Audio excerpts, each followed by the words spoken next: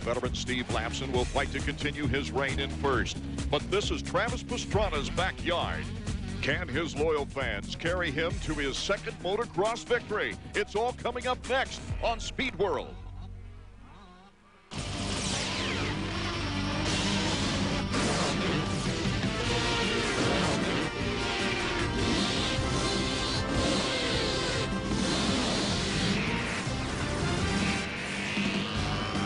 Hello, everyone. Art Eckman, David Bailey, and Davey Combs from Budds Creek, Maryland for the Chevy Trucks AMA Motocross Series, round number 5.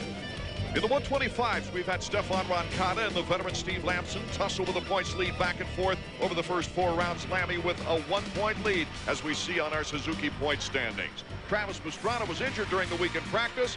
Davey is with Roger DeCoster. In the 125 class at Budds Creek, the big story was supposed to be Travis Pastrana's homecoming as a professional.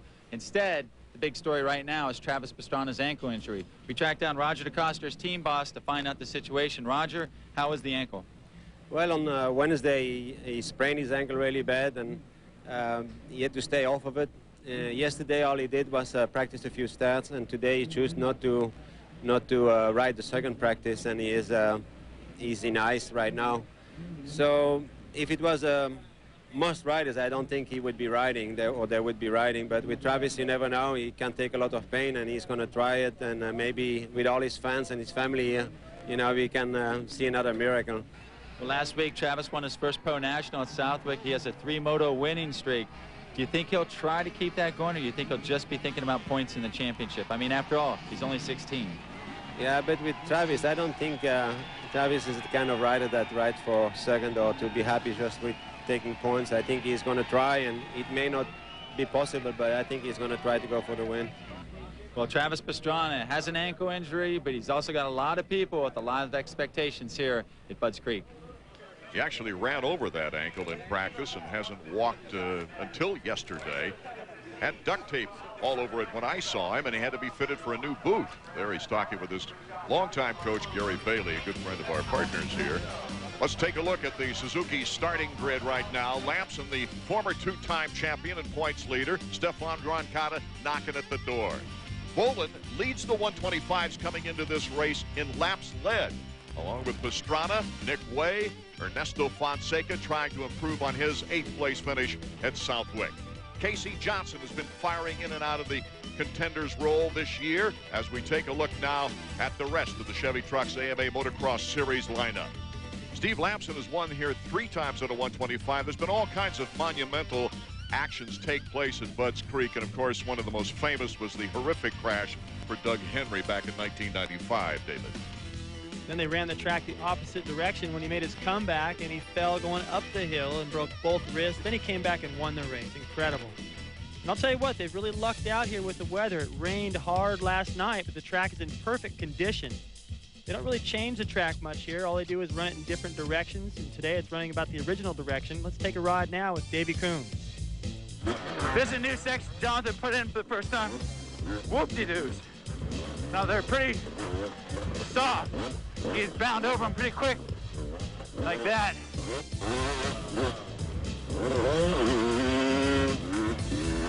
Into the back section here. Tightest off-camera motocross. Just got to put your wheel in something. Hope you're straight. You got it.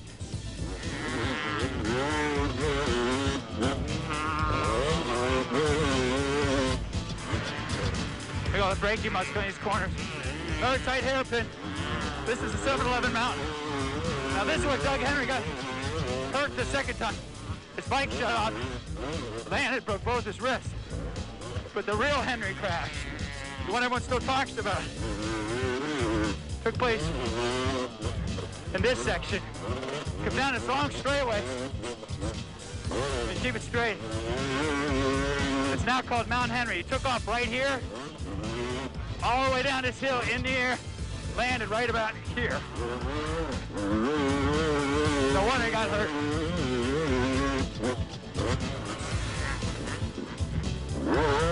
Into the bottom here. Really wide corner here, the last corner. Everyone tries to go inside, but as you can see, there's ruts everywhere. It's the finish. Unbelievable. Davey gets better and better each week at that. Our race format, both divisions run 2 motos each. The overall winner determined by the moto finishes, the combined total. 32nd board is up for our first 125 action. In 4 rounds of 125s this year, we've had 4 different winners. We'll see who will take the cake here, as there's Talon Bolin, number 711. Danny Smith, number 32, and Bolin gets a pretty good start. It's Lamson, though, Fonseca, Pastrana, good start, and Sellers is right there, but oh, we've got all kinds of problems in the first turn. Roncada slips by the number 27 bike of Brandis, and trying to start his bike on the other side is Jessamine, also involved in that first turn crash. Well, Lamson must be thinking about those 3 125 wins he's had here. He's jumped right back into the lead, leads the pack right now. A couple riders going down, and Pastrana is in good position. I'm not sure how long he's going to be able to stay there, but he got a great start. Endurance might be the factor with Travis as we take a look at number 6, Steve Lamson. Lammy got those 3 consecutive wins, but in the last 3 years, he has scored no points here. Of course, once was on a 250, but he's been injured the other 2 years. There's the whoop section Davey took us through. You see that Lamson went all the way to the right, Fonseca all the way to the left. There's definitely more than one line through that section. A lot of times whoops get easy in one spot. Everyone favors it. Lammy, an unusual action for him, looking back to see who was there. He's been so consistent, though, in this year's action, starting off with a 3rd overall in the opener and winning at Hangtown and getting a 3rd at Southwick. Nothing worse than a 5th place on the season overall for Steve Lamson. Win those championships. That's what you've got to do. You've got to be consistent.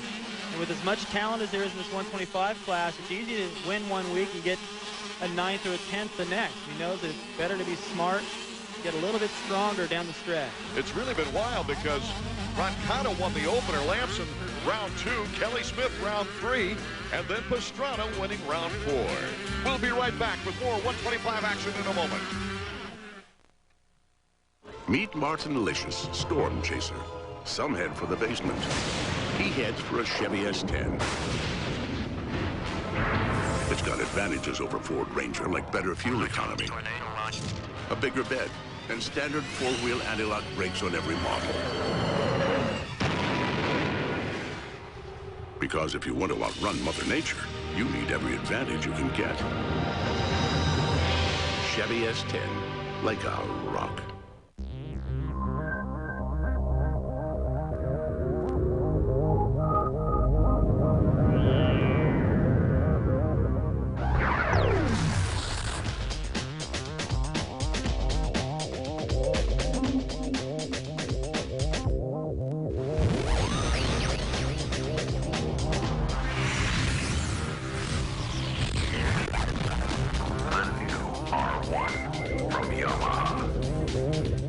With a Suzuki RM under you and Team Suzuki behind you,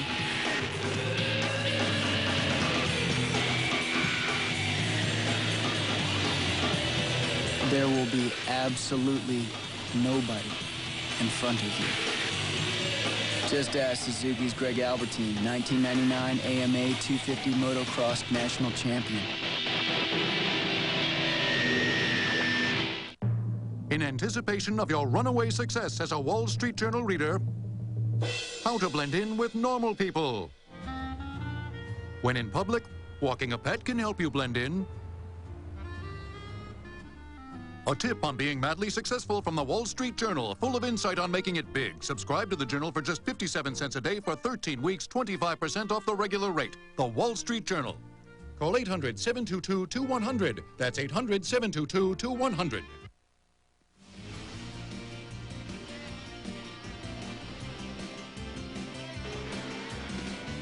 The Chevy Trucks AMA Motocross Series is brought to you by Chevrolet Trucks, the most dependable, longest-lasting trucks on the road. And by Honda, the company that defines performance on 2 wheels. Performance first. And by Suzuki, makers of innovative motorcycles and ATVs. Welcome back to Budds Creek, Maryland. Moto number 1 of the 125. Steve Lamson, our leader, but right behind him, putting all kinds of heat on him, is number 28, Ernesto Fonseca, who's looking for a breakthrough moto. His best on the season, a 5th, and Lammy goes down. Fonseca darn near ran over his foot. Good reaction there by both the riders behind Lamson because they were in that berm. Here's what happened. His foot gets caught behind him right here. His front wheel's going there when it should be following the berm, and it starts to push. Tries to save it to the last second, puts his hand out. That's how guys break wrists. Stupid little falls like that. All this is going to cost him is a few positions. A move similar to that cost Tortelli the season last year. He was leading in points in the 250s and broke a wrist when he fell down. Ernesto Fonseca is our new leader, but look who's right behind him. And the fans are loving it here at Budds Creek, Maryland. Travis Pastrana right behind Ernesto Fonseca.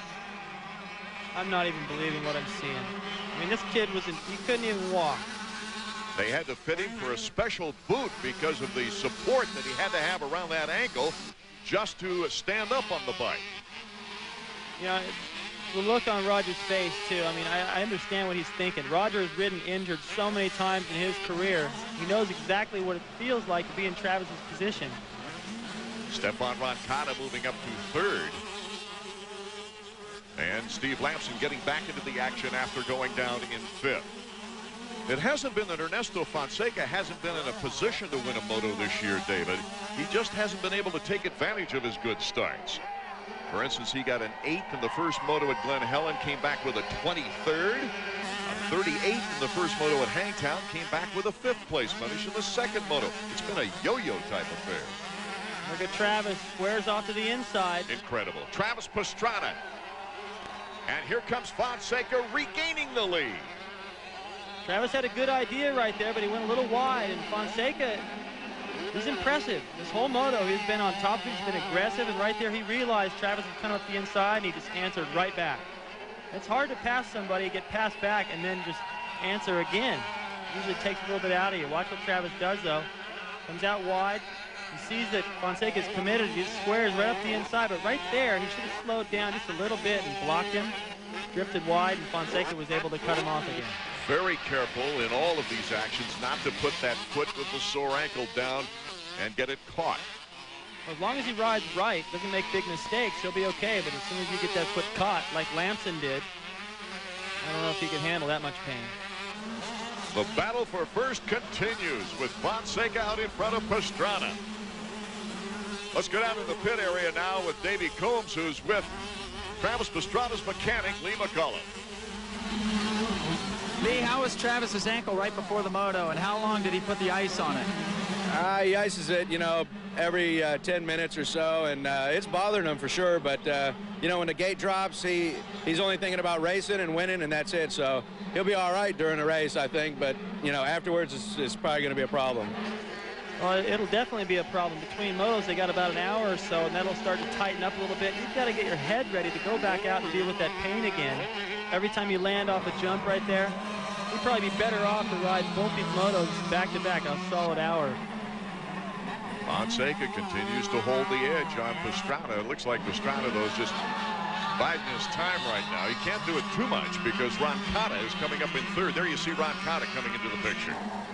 Brock Sellers is right behind Roncada. Sellers just continues to improve with each moto. He's been a hard luck rider this year. And Travis has been a Yamaha choice sandwich in just about every race of his career so far. Have a little better line to the off-camber right there. Couldn't make the pass, though. That's going to be an interesting section throughout the day because it gets more slick. Oh, Pastrana all of a sudden pops right into the lead on Fonseca. And Roncada looks like he wants to do the same to his teammate. We've seen this so many times from Travis this season. He's such an opportunist, always right there within striking distance. Makes the move again here, right in front of his hometown. What a banner rookie season Travis Pastrana's having. And look at the battle for second place.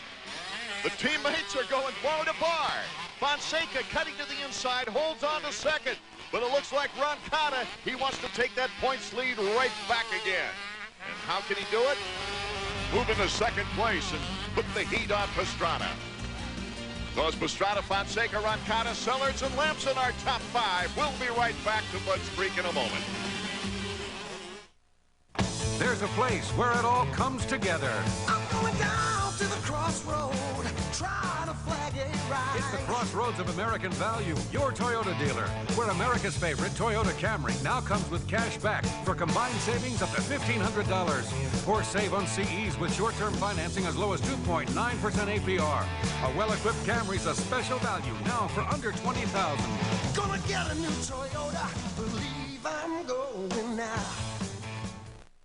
Feeling a little short-handed on the links? The Leesburg Golf Center and the Battlefield Shopping Center can help. Novice to expert, our Pro Shop will help for whatever you need to sharpen your game. Like the largest selection of clubs in the county, our experts can custom fit most sets just for you. Lots of top-of-the-line golf balls, quality men's and ladies golf bags to carry your pull, a great selection of sharp shoes in almost any size, instructional videos and books for helpful hints, men's and women's sportswear for every type of weather, and our indoor hitting and putting area. So for the best selection of quality golf equipment in the county, visit Leesburg Golf Center. Tonight on ESPN, at 8, the Women's Gold Cup semifinal. At 10, Baseball Tonight, and at 11, Sports Center. On ESPN2 at 6:30, kart pole qualifying. At 9, sumo wrestling, and at 10, it's Major League Soccer action. LA visits Dallas. And on ESPN Classic at 9, a miracle comeback in '88. And at 11, another Duke buzzer beater in the 1990 East Regional Final. Do you have all the ESPN networks?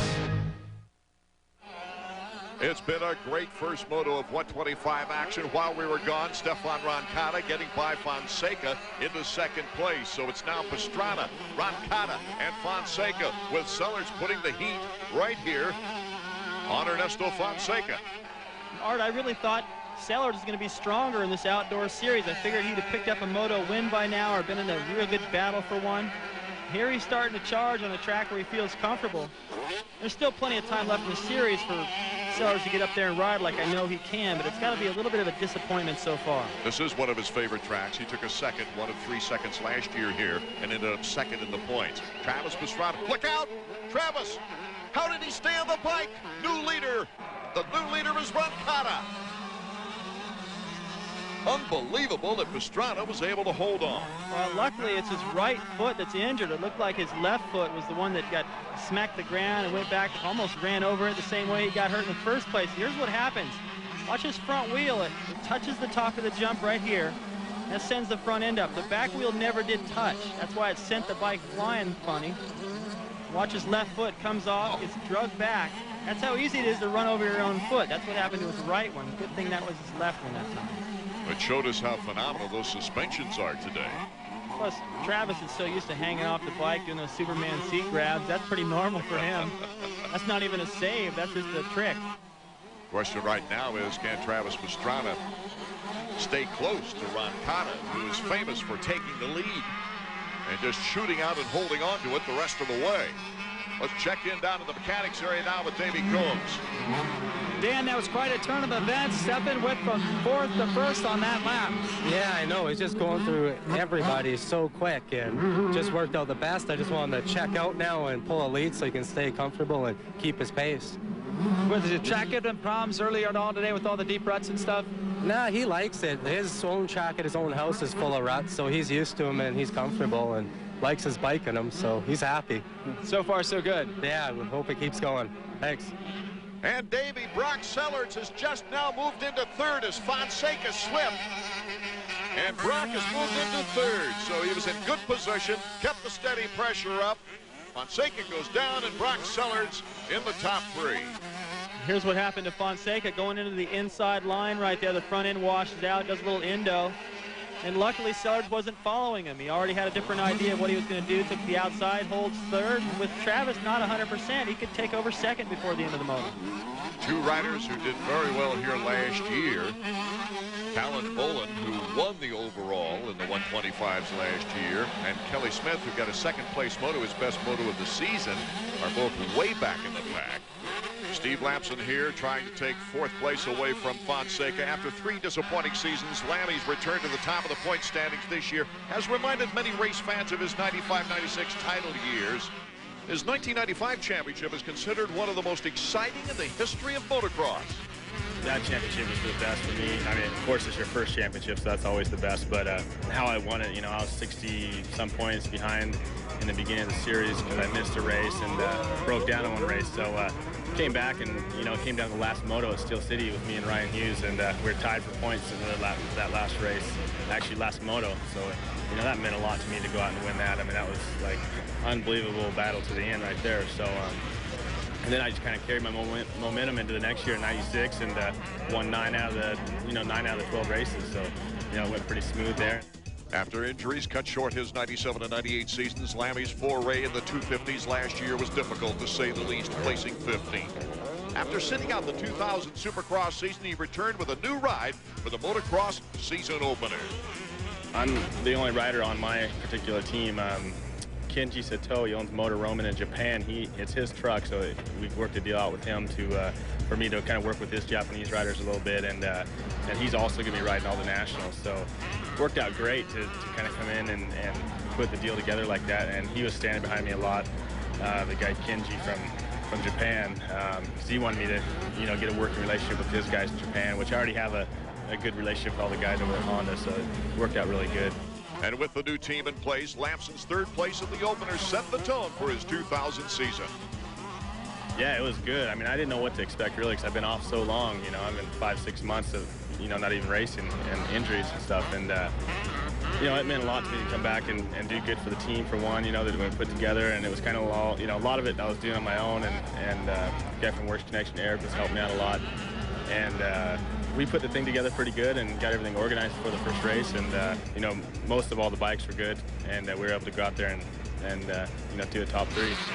The Northern California native knows the competition in the 125s this season is probably the toughest it's ever been. He knows he's got his work cut out for him if he's going to win his third #1 plate. Yeah, it used to be the 250 would be the premier class. You know, now it's like, you know, everyone's looking down at the 125 class going, man, this is a stacked class, you know, and there's, you know, 10 guys that come out there and win races. All I know is as long as I put 100% in and do my best, and I'm happy. Steve Lamson coming back with tremendous effectiveness. David Bailey, as he's now trying to take 4th place, in front of him is Ernesto Fonseca. Steve's got a great chance to pick up one more spot before this moto, put him in a better position for the overall. Our next telecast from round number 6 from Buchanan, Michigan will be coming your way July 15th at 2 p.m. Eastern. Hope you can join us then.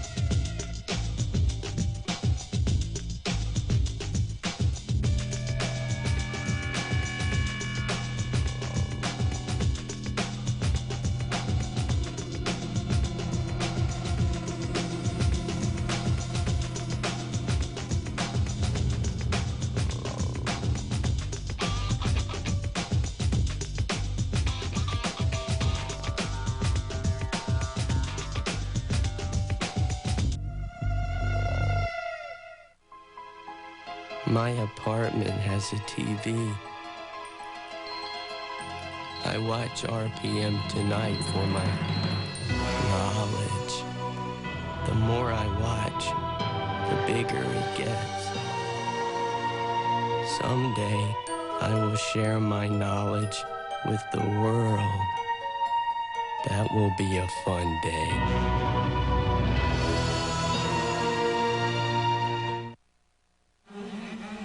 Welcome back to Budds Creek as we're nearing the end of the 125 first moto. The only battle left now is for 4th place, with Fonseca getting all kinds of heat from Steve Lamson. Lamson's bumped tires with him. He's gone bar to bar with him, but he can't seem to get in front of Ernesto. Ernesto hasn't made a mistake. Both these guys are digging so hard. That corner a moment ago as they take the white flag. That's Roncado, the leader. You get a chance to see the lead he has now, but Lamson just ran into the back tire of Fonseca, pushed his back end out wide, then Lamson's ride through the whoop section 1 foot.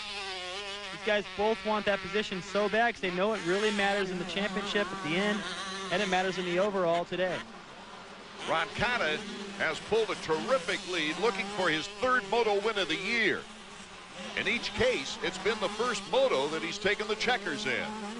Well, he is really something when he's riding well, and today he is riding well. He agrees with this racetrack or vice versa.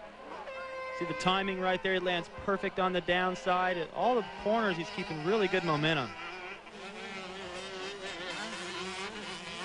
Roncada looking for his second overall win of his career and this season. When he took that win at Glen Helen, that was his very first 125 national victory. See how early he gets on the power everywhere. He's not getting all that fishtailing around. Look how early he gets on the power out of that corner. And the berm ends and it turns into a slick surface, and he still doesn't slide out. He's got great balance out there at throttle work. On this final lap, you can hear what the fans are thinking. They're cheering for Stefan Roncada's performance. Yeah, he put on such a surge about midway through this race, got by everybody in a lap, took over the lead, and like you said, Art, when he has gotten the lead this year, he has just disappeared. Done it again here today. Fonseca going down, Lamson going down, and Travis not being 100%. That's helping a little bit, but I think even if those guys had had a better time of it, they'd still really be fighting with him because he is on. Roncada can afford to laugh at the fact that he just doesn't get the hole shots. Even with the championship 125 East Supercross season he had this year. But he loves to move through the pack, and he's never too far away. You know, being involved in championships, winning them and losing them personally, I know what it can do for your confidence, and he is still riding the confidence knowing that he was able to win that Supercross championship this year in the fight with Pastrana and Fonseca and Sellards. And Sellards and Fonseca may be hurting from that. You know, it really does a lot to your emotions, and he's riding high right now. Those other guys are struggling some. Whoa! Take that, Pastrana. Little miniature can right there. He didn't have much time to pull that off, not in the air for very long, but loves to show off for the people and put on a show. He knows that he's made the last 4 or 5 laps kind of boring. He wanted to give something back. And the sign of victory as he rides slowly over the finish line. The checkers flew for Roncada, taking the moto with an amazing performance by Travis Pastrana to hold on to second place, and Sellards in the top 3. Lamson finishing up in 5th, just couldn't get in front of Fonseca. Let's go down to Davey now, who's with Travis. Let's check out his condition. Travis, it looked like you were in control for a while there, and then you got to Henry Mountain and you had a problem. Yeah, I didn't quite do what Doug Henry did off of the hill and kept it wide open, but no, front end, just a whole bunch of breakers and kind of riding on my heel, and every other lap after that I just, you know, went through a little bit of pain, rode on my ball on my foot because all the weight shifts back, but, you know, Roncada was flying, and I'd just like to thank Suzuki for getting me out to a great start. Go for it next moto. Yeah, speaking of the second moto, how was the ankle? Are you going to be 100%? Or, well, I know you're not going to be 100%, but you're going to be able to give it 100%. Always give it 100%, Davey. I mean, everyone's going through some kind of pain this week. You know, I'm just the biggest wimp that has to tell everybody about it. But no, I really can't say enough. All the support I've been getting, and, you know, hometown, so this is awesome. Meanwhile, Stefan Roncada is having a dream year after a lot of hard work in the offseason, trying to jumpstart his career after numerous injuries. He takes the moto. Wow, Stefan, what a moto. Came from kind of a mid-pack start and then started picking guys up really well in the middle of the moto. Yeah, you know, I had a pretty good start this time, and you know, I saw Lamy in the front, so I wanted to catch him as fast as I can to pass him, you know, get the points lead, and you know, let me crash, and that's too bad, but it's the race. Travis was awesome out there. I was having a very hard time putting him, and I think it's going to be good for the second moto, you know. My Yamaha Troy was working awesome, and I was putting the guys up the hill, so it's awesome. It's good. I know it's early in the season to be thinking about points, but with Lamson finishing a little further behind and Bolin even worse, you got to feel good about maybe getting back in the points lead. Yeah, you know, I'm thinking about the points, you know, a lot since I'm wrestling against guys that are just, you know, as good as me. I mean, they're just awesome. They're very fast riders, so you always got to be careful, you know, at what they're doing, and try to beat them in every single race, you know, and that's a very hard thing to do because, like I said, they're all very fast. This season, we've had 3 different points leaders in the 250s in 4 rounds. Here's our current leader, Sebastian Tortelli. The 250s are coming up next.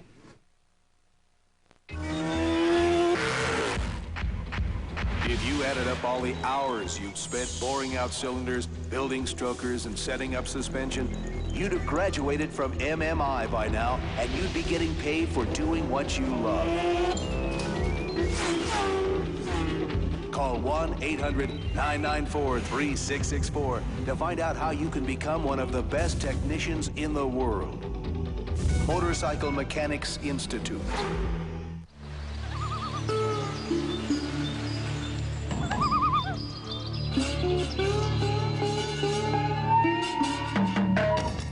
Introducing the first Suzuki ATV, available in your choice of manual or automatic transmission. The Quad Runner 500 and all-new Quad Master 500 with selectable 2- or 4-wheel drive. The choice is yours.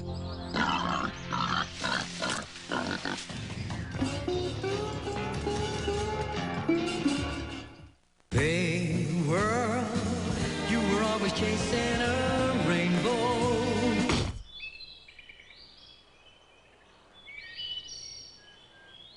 Tour de France begins tomorrow at 7:30 on ESPN2. Time has come here at Budds Creek for the 250s to get at the gate for their first moto of the afternoon. It's been a great 250 points race so far. Barring injuries, it could turn out to be one of the best battles for the championship that we've ever seen. Greg Albertine, the defending champion, his best finish was a remarkable 4th in the opener. That was after riding only 3 weeks, recovering from a broken femur in the Supercross action. But the defending champion now finds himself 46 points back in 8th place at the moment. Ricky Carmichael winning last week, right next to Sebastian Tortelli at the gate. And Tortelli, number 21, is the current points leader. Tortelli, who's yet to win a race but has never finished out of the top 5, has a 4-point advantage on Kevin Windham. The winner last week, Ricky Carmichael. Davey Coombs had a chance to talk with him earlier. When the 250 U.S. Chevy Trucks National Championships began in California, it seemed to everyone that Ricky Carmichael was going to run away at this series. He won the first 3 motos, but then he hit a few speed bumps. But last week at Southwick, it seemed like Carmichael took control of the series again. Ricky, last week, it seemed like you got back in the driver's seat. Yeah, I did. First moto was a little rough there at Southwick, but second moto, I tell you, I got a great start and put my Kawasaki up front, and I got a pretty decent lead early, and it kind of stayed the same, and it was kind of boring for a spectator point of view, but for me it was fun. And it also put you right back in the points chase. Now you come into the Budds Creek round, and it seems like the momentum is back in your favor, just as it was when the series started. Yeah, it seems like it is. You know, momentum's going great, and we're going to try to carry it out through this race and try to win. You know, it's been a while, and I'm going to try to get on another streak. I've won 4 out of 8 motos and 50%, so I'm going to try to keep winning. Well, if Ricky Carmichael can keep that streak going, he will take over the points lead once again. But one thing, Budds Creek, a little nasty right now with the weather, and Ricky, so-so in the mud, so we'll see. And they're calling for rain a little later on as we take a look at our 250 starting grid. Greg Albertine, the defending champion. Ricky Carmichael, of course, doing very well. 4th in the point standings now, David Villeman, after losing a clutch in the first moto last week. Tortelli, our points leader. Mike LaRocco, who won back in 1994 here at Budds Creek on his way to a 250 championship that year. Kevin Windham second in the points. Larry Ward and the rest of the starting grid as we take a look here. One rider we will not find in the starting grid is Ezra Lusk, out of the race with an injured wrist. He injured that in the second moto at Southwick.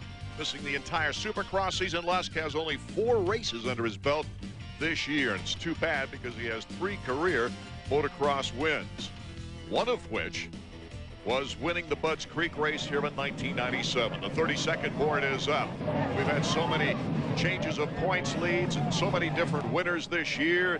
It's been a great, exciting season so far. Who will come out on top here in our first moto from Budds Creek? As you see, Carmichael getting a pretty good start. Windham coming from the inside has the whole shot, and oh, we've got a yard sale there in the first turn. Let's try to pick him out. LaRocco picking his bike up. He's on his way. That's Tortelli. Huffman is on the ground, and also Villeman was caught up in that crash. So some big names involved in the first turn crash, and Huffman is still down as we take a look at our whole shot winner, Kevin Windham. That was amazing. He started on the far inside. His teammate Tortelli started on the far outside. Windham gets the whole shot. Tortelli's coming from last. A great start for Kevin Windham. And his third hole shot of the year. He has been amazing with starts. Even when he doesn't get the whole shot, he's still pretty far towards the front. Gets out of the gate great. Now, it was a little bit of a risk there going all the way to the inside with all the favorites lined up to the outside. But I'll tell you what, if you're on the inside, things tend to happen out away from you. He's a little bit kind of played it safe there and got lucky. Now, here's what we want to show you again. Watch what happens after everyone goes down. There you see LaRocco backing up and getting going. Villeman trying to get his goggles straight. He doesn't look like he knows where he is. Watch Tortelli. Huffman's laying there on the ground. Tortelli starts the bike and runs right over him. He's not messing around. He doesn't even care. All he's thinking is he's got to get back in this race. And Windham has shot out to a big lead. It's Albertine and Carmichael second and third. There's RC number 4 as we go back to our leader number 14, and Windham goes down. Boy, he had some problems there. Albertine, even though Windham had the big lead, was close enough to take the lead. Ricky Carmichael moving into second place. And behind Windham is Dowd and Larry Ward from Team Kawasaki. So just a moment ago, Windham gets the whole shot. He's out, kept clean sailing. He's able to roost everyone else, stay nice and clean in his white gear, and goes down. And it ruins your emotions. You go down, you lose a few positions, and the whole race changes. Your whole feeling changes. You ride a little bit different. You lose your rhythm. There's Huffman just getting up from that first turn crash. Tortelli ran right into him, not too hard, but then he ran over him as he took off. That couldn't have helped. This is the first time this year that Albertine, the defending champion, has led a lap. And Ricky Carmichael, though, starting to pursue the defending champion with Kevin Windham back up into third. We'll be right back with more 250 action from Budds Creek. When it comes to half-ton towing capacity, Chevy Silverado beats any 4x4 V8 from Ford or Dodge. When it comes to size, Silverado has the biggest extended cab of any half-ton pickup. What'd you do to my truck? I just gave it a wash. And with an offer like this, we made a great truck look even better. Silverado, the truck from Chevy. A man's got to protect his image. It's here, waiting for you. Inside is unlimited strength and power. It builds confidence and reshapes your body. It can change everything. This is Bowflex, an entire gym in one easy-to-use machine. So powerful, it delivers over 60 health club quality exercises with up to 410 pounds of resistance, all in the convenience of your own home. Strength training with Bowflex is so effective that we guarantee you'll get the results you want in 6 weeks or less. And you can own one with no money down and payments as low as $33 per month. Bowflex is real. The results are real. The question is, are you ready for Bowflex? For a free video and brochure, call or go online at bowflexdirect.com. Do the research, listen to real customers, then place your order online and get started. Bowflex. Who said change isn't easy? It's Honda's Red Hot Summer. Now the best time to ride is the best time to buy, because from now until the end of July, you can get our lowest payments available on XRs and ATVs, or choose no payments for 3 months, and both offers let you ride off with no down payment. It's easy with your Honda card. And now, gear up with 200 Honda bonus bucks with any XR50, 70, 80, or 100. Honda's Red Hot Summer. It's the sales event of the year. Here's another look at what happened to our leader, Windham. See this berm right here? It hooks back this way. He's going to try to cut over it, which is fine, but his foot gets stuck. Hits his foot, his knee goes up, hits the handlebar, kicks him off balance, and he goes right down. Loses the lead. Running in third right now, and as I already pointed out, it wrecks your momentum and your rhythm. Right now he's got to chase these guys who he was pulling away from before he went down. Our leader, the defending champion, Greg Albertine. He's having to ride the season now with a very bad knee. Let's go to Davey, who's with Chad Watts, RC's mechanic. Chad, looks like Ricky's picking up right where he left off at Southwick last week. Yeah, I mean, he's got a pretty good start. And actually, Albertine made an aggressive move and passed quite a few guys on the first lap. And Albie's riding really good right now, so Ricky's just going to have to race the track and not Albie. When the morning started, were you guys nervous it was going to be muddy? I mean, you could tell by looking at Ricky's face after practice, he was a little concerned. Yeah, I mean, we're definitely better on the dry ground than the mud. There's not much mud down in Florida, so right now the weather's holding out pretty well. They're still expecting rain, though, for the second round of motos a little later on. And look at this. The battle is on for the lead. Ricky Carmichael testing Greg Albertine. Now, he just jumps right by him. Ricky Carmichael takes the lead. Carmichael winning twice here as a 125 rider. Oh, he gets almost out of control. How did he save it? That was so similar to what happened to Pastrana on the 125 moto. There's a weird little kicker at the top of that jump. He hit it just wrong, but he saved it. Now he's got the lead. Little mistakes like that actually are major for most guys don't affect Carmichael. I've talked about that all through the series. When he gets swirly, he recovers so fast. Last year we had a lot of mud here, and it was Kevin Windham who just dominated things. Alan Boland taking the 125 title here last year under those conditions. But right now we've got dry ground, and let's take another look. Well, right here, Ricky's front wheel has hit this bump. He's expecting the rear wheel to hit it, but it doesn't. So it sends the bike's front wheel high. He locks the rear wheel to try to bring it down, but it was too late. Squirrely landing, but the kid is so strong, he can just muscle his way out of just about anything. Here's last year's winner, currently in third place, Kevin Windham. He crashed out of the lead, but is fighting back into things. He actually had 2 wins here at Budds Creek last year, the one in the mud during the regular AMA motocross season, and then he came back and won the GP race. A very glorious victory over Stefan Everts. Here's our points leader coming into this race, Sebastian Tortelli, number 21. He's riding smoothly. He better be riding fast. Well, he obviously is riding fast. You saw how far back he was at the start, all the way up inside the top 10 now. Still a ways to go. He can pick up some more time. You see his boot buckle is undone, probably from that crash. Incredible momentum through the corners by Tortelli. That's where he makes up a lot of his time. He gets in, he picks a good line. He doesn't slow down his momentum and just nails it. See him gets that off camera back there in the shadows well. Keeps his speed up. He's able to pass pretty much anywhere, Art. That's why he can come through the pack so well. Tortelli outstanding after that first lap crash. He's coming off a strong moto win where he led for 11 laps at Southwick. John Dowd in 4th place. Dowdy looking to better his performance. He had a wonderful day at Mount Morris where he got 2 hole shots. And a first place finish in the first moto and a 5th place in the second moto to make the podium in 3rd. That's been the lone highlight so far of the year 2000 for John Dowd. Didn't you get the feeling that after he won Mount Morris, he had a week off to kind of savor that, heading into Southwick, where he's had so much success, that he was going to do more than a 7th and an 8th there? Yes, they did. Terrific success at Southwick over the years in both 125s and 250s, and he came out of it with a 7th place overall. Not like the John Dowd we're used to seeing. Ricky Carmichael is still our leader. We'll be right back.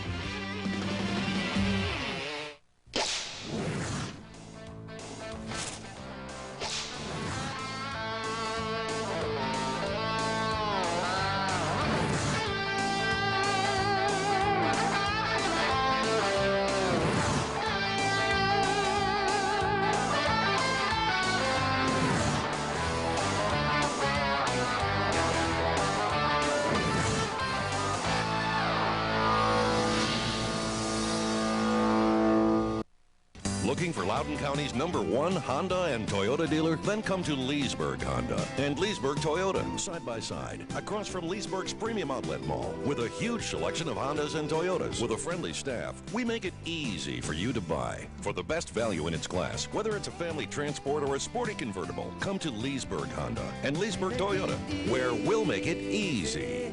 We make it easy to buy a car. We got a hostage situation here. A bunch of soccer players just hijacked the network. We're out of peanut butter crackers. Here, that's some fruit stripe gum. Kobe, why are you doing this? Why? We're America's League. They gotta see us. You shouldn't eat that stuff, man. It'll kill you. What? We got prices over here. MLS Soccer Saturday on ESPN and ESPN2. Welcome back to our first 250 moto here at Budds Creek in round number 5 of the Chevy Trucks AMA Motocross Series. Art Ekman, David Bailey, and Davey Coombs bringing you the action as Tortelli still making his way up through the pack after a first turn crash on the opening lap. It looked like he was just getting by Ferry right there. Remember, Dowd was ahead of this pack. See how Dowd pre-jumps the top of that hill. Make sure he doesn't get any kind of funny kicking the way Pastrana did and Carmichael. But Tortelli is just going to eat this pack up, I have a feeling. He caught him so quick. Larry Ward, number 10, right in front of Tortelli. Tortelli tries the outside. Tortelli's really been ripping. You notice he never follows. He out-jumps these guys. Look at that, right up to the inside of Ward. Bar to bar. Ward doesn't want to give it to him easily. Tortelli can't quite get the momentum on the short side of that corner, but look at this. Good position. Tortelli boxes him out and takes over, and now he's looking to John Dowd. Looks like as soon as Tortelli ran out of berm back there on that off camera, he used Larry for a berm. Kind of bounced off his tires and stayed in the line he wanted to use. It's impressive to watch Tortelli come through the pack. Like I said, he's always trying to take a little bit different line. Watch him get a handful of throttle right there just to make sure he's got enough on Larry so that wouldn't be a little bit of a dirty piece of riding right there. He's got the wheel. He's going to afford to take the line and not have Larry too angry with him. Tortelli putting the heat on John Dowd. Tortelli's been through these championship races before. 125 and 250 World GP champion before coming to America. It's been a big key that he has not been making mistakes and finishing in the top 5 this year that have put him in contention for the title. And of course, last year was at first in the points until a crash at Unadilla put him out for the season. The guy is totally strong for the, look at that, he almost hits the back tire of Dowd. He's trying to stay so close to him so he'll have an opportunity to make a pass. But heading into Unadilla last year, he had the worst starts, the most crashes of any other rider, and he was still leading the points. Tortelli now bar to bar with John Dowd, takes the inside curve, and Dowd comes firing back and forth we go. This is what I love about John Dowd. He's always up for the challenge, no matter what the conditions, no matter who the rider, what place he's in. This guy will fight for his position. Right now, he's trying to hold on a 4th as Tortelli has made an incredible move through the pack. This is Tortelli's favorite spot on the track for passing. Dowd gets a lot of momentum on the outside berm, but here comes Tortelli, starting to rub a little plastic, forces him off the berm. Now Tortelli's just got that section wired, and he sets it all up in the corner at the top of the hill. By squaring it, he just allows himself to cut to the inside, and as soon as the rider drifts wide, he's got the pass made. One of the finest comeback rides of the year. Tortelli, the crash in the first turn, is now in 4th position. In years past, when the field wasn't quite as deep, getting from where he was to 4th wouldn't be a big deal, but this year, what a piece of riding. Look at this, right back to the inside of Dowd right here. A little bit more aggressive on Dowd. He has to make some contact right there. Dowd over the berm. Tortelli means business. He knows that point right there, or those 2 points, could matter in the championship at the end. Switching for the battle for 5th right now is Tim Ferry on the Chaparral Yamaha. Number 15 is trying to make the move on Dowd. Dowd was fighting for his life with Tortelli back there. Put up a good fight. Now he's got Ferry putting in a last-ditch effort, trying to pick up one more spot. Here's David Villeman, currently in 16th place. He's trying for a comeback of his own like Tortelli, but Tortelli got out of that mess in the first turn quicker. Villeman, 3 podiums in the first 3 races, including 2 wins, and then all of a sudden that losing the clutch last week at Southwick and a 38. No points at all in the first moto.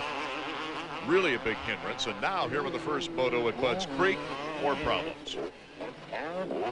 Robbie Raynard is on the move. Robbie Raynard is always on the move, it seems. This guy doesn't get the best of starts. It seems like he does a little bit better when he doesn't get a good start. When he's up front, he seems to get a little nervous, tight, arms pump up, doesn't ride up to his capability or expectations. But he can come through the pack just like Tortelli or anybody else. He's doing it again here now. Larry Ward cannot afford a mistake right here because Raynard is all over him. Robbie Raynard, a 3rd place podium finish at Southwick last week with a 2 and a 4 in the motos. Actually led one race for 7 laps. He almost won the overall. In fact, if he hadn't gone down that first turn crash the second moto, I think he'd have had a really good shot at it. Came all the way through the pack. We saw a similar charge from him that we're seeing from Tortelli in this moment. Carmichael, Albertine, Wyndham, and Tortelli, along with John Dowd, our top 5 as Robbie Rayner tries to make a move on Ward. We'll be right back. When it comes to half-ton towing capacity, Chevy Silverado beats any 4x4 V8 from Ford or Dodge. When it comes to size, Silverado has the biggest extended cab of any half-ton pickup. What'd you do to my truck? I just gave it a wash. And with an offer like this, we made a great truck look even better.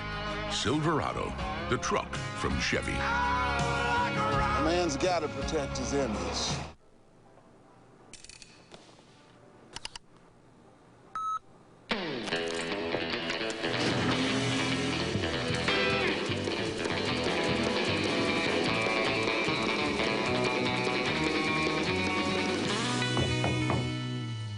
Hi. Friday's great. Email. It's kind of slow. Styling, performance, value. Isn't technology great? The Suzuki Katana. If you're into baseball, get into baseball today. Tune in every Sunday at noon on ESPN2 to catch up on the week's action and look ahead at what's to come. For all the scores, stats, and breaking news, join the best team in baseball on Baseball Today. With the 17-year-old entering the draft, it brings up the question yet again, how young is too young?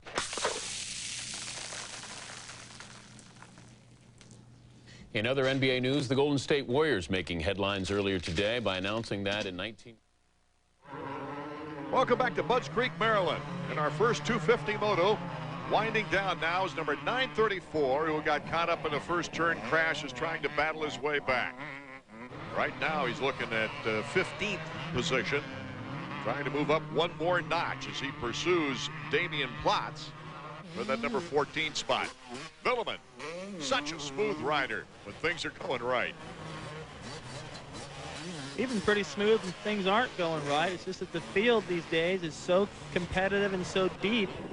You just can't carve through the pack unless you have a phenomenal moto like what we've seen from Tortelli this time. I don't know. It doesn't seem like Villeman is riding like himself.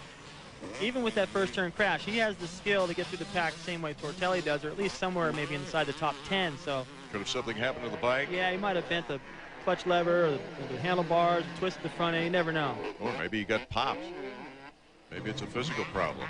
Here's Tim Ferry. Ferry, whose best moto of the year is a third-place moto, now makes the move on John Dowd. Number 15, taking number 16. That was a beautiful piece of riding. When he came out of that berm at the bottom of the hill there, it looked like they sped up the film. Just slingshotted out of there to make the pass. Just out-jumped John going down the Doug Henry jump.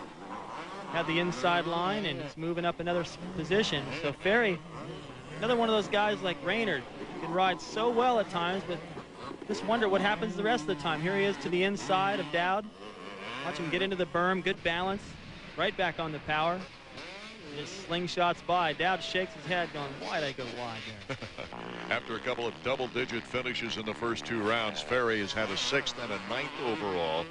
So he's on his way possibly of his best overall of the year. The white flag has been flown, and we're on our final lap for Ricky Carmichael. Now, we haven't seen much of him since the very beginning of the race when he took over things, but Ricky has been extremely smooth and extremely fast. He's kept his pace up, David. He is fast. There's no question about how fast he can go. Listen to how hard he's on the throttle just when he lands off the jump. Just a simple little jump when he lands, the bike just shoots away. So aggressive. A little bit out of control here and there, but like I said, doesn't seem to bother him, and it's all about speed. And I get the feeling, Art, that he's trying to prove something at all these races. He wants to beat these guys so bad, and the rest of the guys are just trying to ride smart. Well, obviously, he says he can't stay worried about Mount Morris, where he got a 12-12 in the mud. That took him from a 9-point lead to an 8-point deficit in the point standings from 1st to 4th. And he's answered that with an overall win at Southwick, and here he has just dominated this first moto. He's got so much confidence knowing he can rebound from a bad race. He knows that somewhere during the series, a first turn crash or some little weird problem or a mud race, can knock him back a little bit, but he knows he can come right back and win 2 or 3 motos in a row, and that's what he's done here. Also, his win at Southwick was matched with Villeman's problems, and that helped out in the point situation. And what a frustration for Villeman, who I think Ricky felt like he was going to be his toughest challenger in this series, along with Tortelli, and Villeman has really struggled. Ricky Carmichael can see the checkers flying, takes the first moto of the afternoon for the 250s. It is RC's second consecutive winning moto. So it's Carmichael Albertine with his best moto finish of the year, helping Carmichael's cause against the other contenders, Wyndham and Tortelli, and of course Villeman. Let's go down to Davey, who's with RC. Well, Ricky, when we got here this morning, it looked like it was going to be muddy, but it turns out to be a hot one, and that's the way you like them. Yeah, it is. It was a great moto. I tell you, I got a good start. I don't know, somebody hit me on the right-hand side of my bike on the start. I'm like, oh, no, please don't go down. And I looked to my right, and Sebastian was right there, or Kevin was there, and he pulled the whole shot, and Albie and John, and they were ahead of me, and Kevin had a little misfortune over there, and I capitalized on it, got by Albie, and won the moto. Albie was riding great. Well, the good news is one of those guys who went down was Tortelli. He came back and finished 4th, but as it stands right now, you're back in the points lead. Yeah, that's good, you know, but I'm going to try to win 1 race at a time and try to win another overall next moto. Good job so far today. Thanks a lot, Davey. The defending champion, Greg Albertine, with 5 career wins, has had a tough time of it this season, having to ride through a knee injury here in the early going. Greg finishing his best moto of the season. He's with Davey Coombs now. Well, Greg, that was a good ride. It looks like you're getting closer and closer to 100%. Yeah, Davey, definitely. You know, I took a bit of a confidence dive the first few races. I just really was trying hard and was getting terrible starts and having to race from the back. But my Suzuki ran great today. I got it out of the gate really well, and you know, it was a consistent ride. Ricky was going very well, but I just wanted to bide my time and you know, get a solid finish. You kept him honest the whole way to the finish, and now you've got another moto. Let it hang out a little more? Oh, yeah, I'm definitely strong. I'm fit and, you know, ready to go, ready to win it and get the OA. That'll be great. Never one to use an excuse, always a positive thinker, Greg Albertine. Well, the 125s will be back in action. Boy, what a great first moto they had here, and the rain is holding off. So hang on to your hats. We'll be right back. I've heard people say that too much of anything is not good for you, baby. But I don't know about that. It doesn't seem to me like it's enough. It's just not enough. My darling, I can't get enough of your love, baby. One look at the Yamaha Roadstar, the world's biggest V-twin cruiser, and you won't be able to get enough either. You know, ideas and inventions come from people in all walks of life. Do you have an idea for a new product or invention? If so, Invention Submission Corporation has information to help you get started. ISC is America's largest inventor service firm. Call now and learn how to submit your idea to companies through ISC's databank and apply for a patent. Even if your idea is just to improve an existing product, call for ISC's free information. For your inventor's information, call 1-800-652-0101. A great tradition continues on ESPN2. Friday Night Fights. This week's main event, Angel Vasquez battles Max Gomez in a 12-round featherweight bout. Friday Night Fights, Friday at 9 on ESPN2.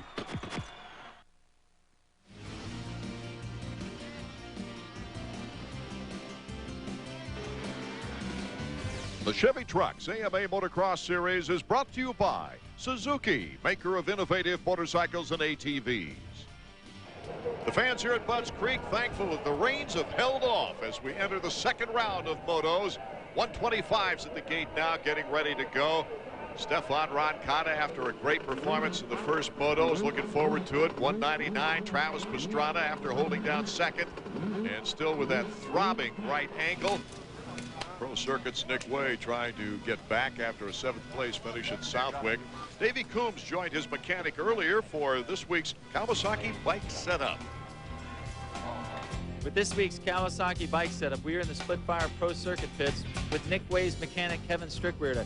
Kevin, pretty dynamic track. How's Nick like his suspension?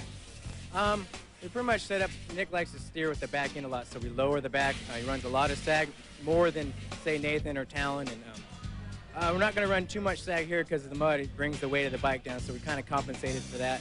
And like once Nick gets comfortable, we won't make any changes throughout the day unless, you know, we could get rain out here. There's a lot of hard pack out there, but there's also a lot of soft stuff on the top. Do you guys gear for the hard or for the loam? Much stay week in, week out with the same gear. We run a 1351.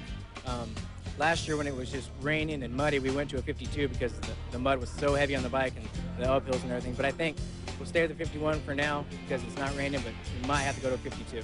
What about the tire selection? I got Nick out there right now looking at the track. A lot of the mud from last night, they pushed it off the track, and through practice, they've pushed a lot of the slop out. So in Budds Creek here, it's real dry and slick. So I got him out there. We might have to go to a hard pack tire for the first moto, and maybe if it rains, we got plenty of mud tires ready. With all the different equations, the mud, the rain, the hard pack, the slick, a lot of things for a mechanic to think about here at Budds Creek.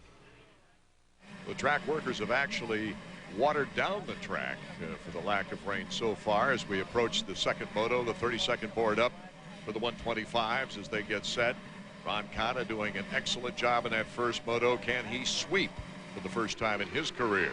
26. That's Ron Cotta with Pastrana right next to him. Pastrana getting boxed out there and headed for the hole shot is number 18 on the FMF Honda. And that is Brock Sellards. Look out. We've got riders going down big time. Kelly Smith, number 41. Ernesto Fonseca, number 28.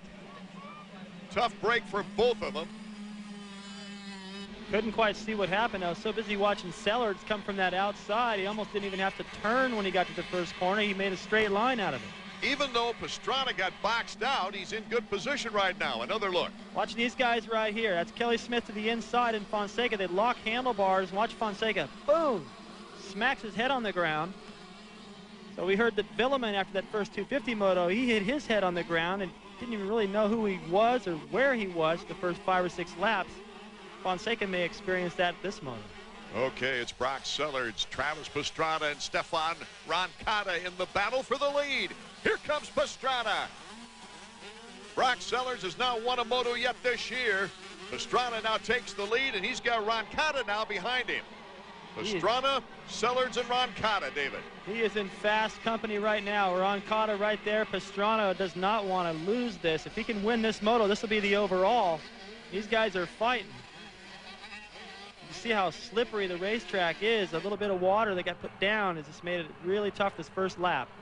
And Kelly Smith, who won in the mud at Mount Morris, is just now getting going. And as we switch back to our leaders, taking second place right in the corner is Roncada. So it's Pastrana, Roncada, and Sellards, 1, 2, and 3. Let's check in with Davey in the pits.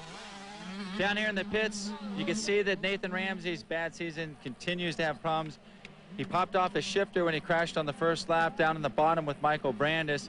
Pulled into the pits. He's going to go back out, but it's doubtful he's going to be able to make any points. He's already a lap down. The 1999 125 West Region champion is just having an awful year luck-wise here in the 2000 season. While Ramsey looks on, we've got a battle for first underway. Pastrana and Roncada. There's Pastrana, 199, Team Suzuki. Roncada, Yamaha of Troy. Pastrana winning the 125 shootout in Las Vegas. Roncada winning the 125 East title in Supercross. This record crowd couldn't get any louder. The stage is set right now. These are the 2 fastest guys of the series so far. Winning all the motos, most of the motos. These are the guys winning the overalls, the guys that are the fastest here today.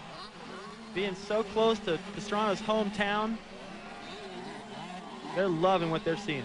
And if you tune in late, we explained that Pastrana is riding with a very sore sprained ankle. But he continues to lead with Roncada and Sellards. Second and third, Justin Buckaloo up to fourth. When Suzuki introduced the original 4-stroke DR350 and dual sport 350, it rocked motorcycling. Now, it's happening all over again. Introducing the all-new DRZ400 and DRZ400S from Suzuki. 4-stroke thunder. On-road or off.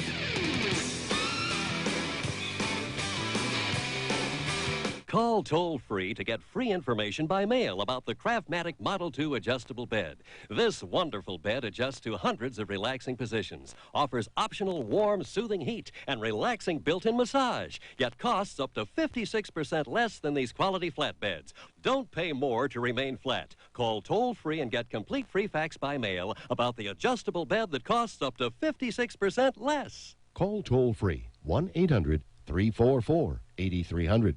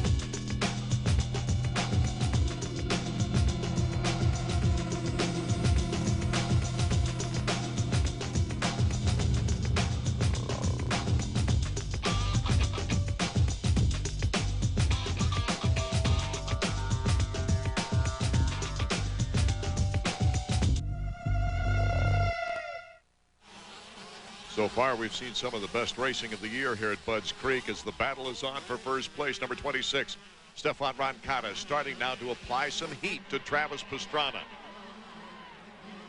He's been all over him, trying to take a little bit different line here and there, try to keep Travis guessing. And so far, Travis has guessed right, covered all the lines. I think what Roncada's going to have to do is hope for a mistake by Travis or just muscle his way by, make some contact. One of the slower portions of the track right now after the finish line jump as they go through several turns before turning it up a notch. Pastrana has Roncada breaking late, coming down to the inside, but look at that move by Travis Pastrana. Here comes Roncada back again. Pastrana holding on to the lead. One of the finest 125 battles we've seen in quite a while. Right here, Travis knew that Roncada was coming down. He was committed to that berm there on the outside, but once he saw Roncada, he stopped short and squared it back off.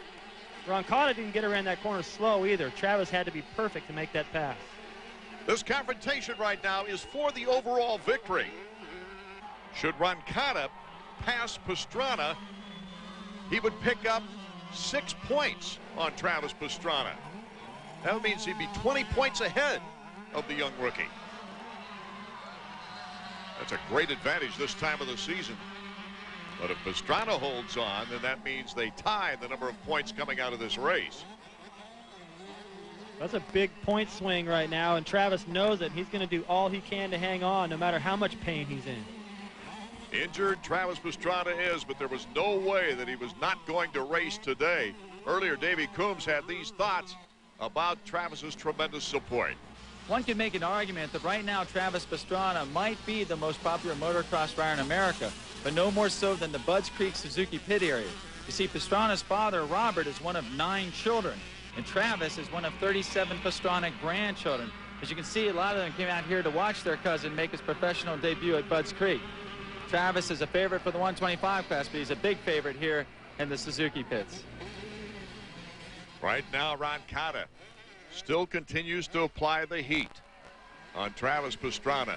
Looks like he's just looking for the right opportunity, David. You can see that he's just trying to stay close enough, and every once in a while he'll make a real run at it. If it doesn't work, he'll just kind of sit back, catch his breath again, and rethink where he wants to make his pass. But look how dirty he is.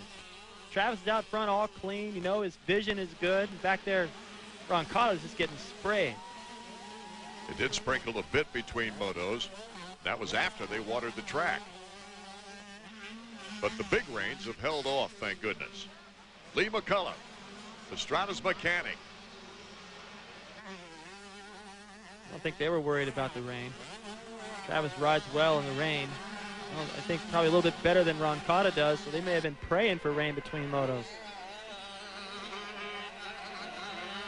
These two, Pastrana and Roncada, are 13 seconds in front of the third-place rider. But all eyes are in the battle for first place. Here comes Roncada. Roncada finally found the move he wanted, but but coming right back at him is Travis Pastrana. Roncada breaking late, but he gets the wide turn and the momentum out of that turn to take first place. Now it's Pastrana's turn to look for the opportunity. And he will, trust me. He's already looking down the inside right there.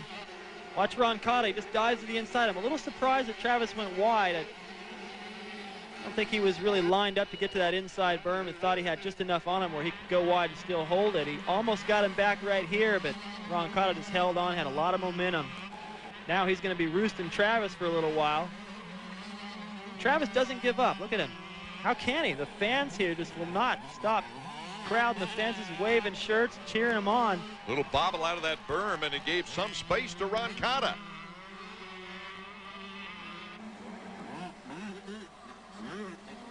Roncada just full out in some of these sections.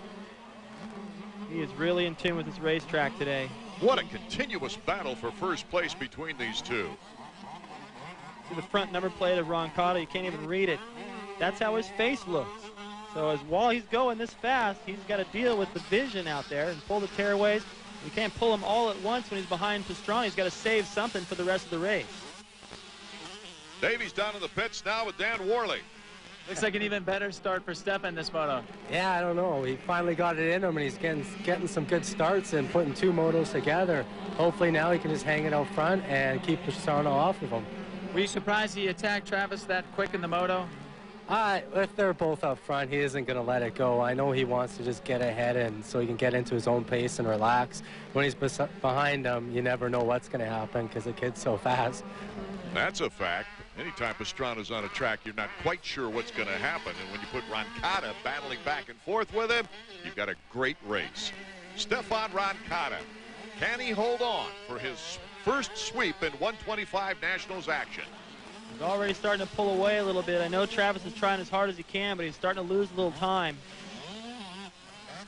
That's what Roncada is hoping to do, is to just try to get by, pull away, and just break the spirit of Travis and force him to just figure, well, I really was just coming into this day trying to get some points with this sore foot.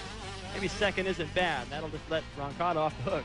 Well, Travis Pastrana will definitely pick up some points on Steve Lamson, who's currently in sixth. We'll be right back in a moment.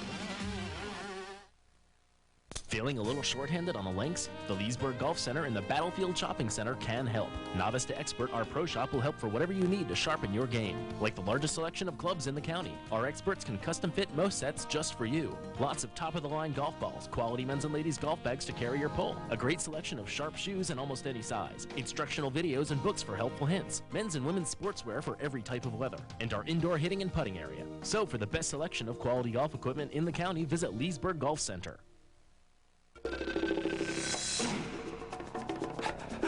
With its powerful V6 engine and rugged construction, the Grand Vitara is perfectly engineered to speed you to safe haven. The V6 Grand Vitara from Suzuki. MotorWeek's best small SUV of the year. See the V6 Grand Vitara at Jerry's Leesburg Suzuki, because before you buy your next car or truck, you gotta drive one of these. Tomorrow, the road trip stops by the Bay to visit one of baseball's oldest rivalries. Barry Bonds is in the groove, and he leads the Giants against powerhouse Gary Sheffield and the Dodgers. And it slams into Anaheim for a slugfest in the West. Jason Giambi looks to go deep when the A's take on mighty Mo Vaughn and the Angels. The ultimate road trip rolls on. Dodgers Giants at 8 on ESPN. Athletics Angels at 8 on ESPN2. Tomorrow. We're back in Budds Creek, Maryland. Art Ekman, David Bailey, Davey Coombs, watching the second 125 moto of the afternoon. It's been a dilly between Roncada and Pastrana. Roncada currently leading. Brock Sellards, currently in fourth, is on his way to his best overall finish this season. He's got to fight, though. There's Buckaloo right there having a good moto. Every once in a while, he can sneak up in there. The kid's got great riding talent. Lamson rubbing plastic with Buckaloo. He moves into fifth. And here comes Casey Johnson, number 29, the teammate of Buckaloo, making a move on him. That's what happens now in this 125 class. If you're not on it all the time, concentrating, You lose 2 or 3 positions at a time. Right back there, Buckaloo got a little caught off guard by Lamson, stuffing him a little bit. Went down that off camera just a little bit too easy. Here it is. Lamson comes in and parks him. Almost puts him over the berm. That just kind of opens the door for Casey Johnson, who sneaks down on the inside right here. Buckaloo just not really sure which berm to go for. Chooses wrong. And allows Johnson to easy pass down the inside. Buckaloo needing that experience, that seat time after being injured all last year. Here's Talon Bolin currently in 3rd place. He's coming back here in the 2nd moto after having his problems in the opener. He's a never give up type of guy. He got on the throttle so hard back there when he hit the berm, his feet weren't on the, he wasn't even in the right place on the bike. Didn't matter. He just left it wide open, and that's what you have to do on these 125s. Brent Myron is the wrencher for Bolin. And Davey Coombs is making his way toward Brent right now. Davey? Talon had a not-so-good moto the first moto, but he's come back well in the 2nd moto. Solid 3rd right now. Yes, correct. Well, we got Brock Sellers pushing really hard, too, lying in 4th. First moto, we went down like 2 or 3 times. And after that, he really put it together, and he was riding real strong. And I think he's carrying it forward right now, so I'm sure we're going to push to the end.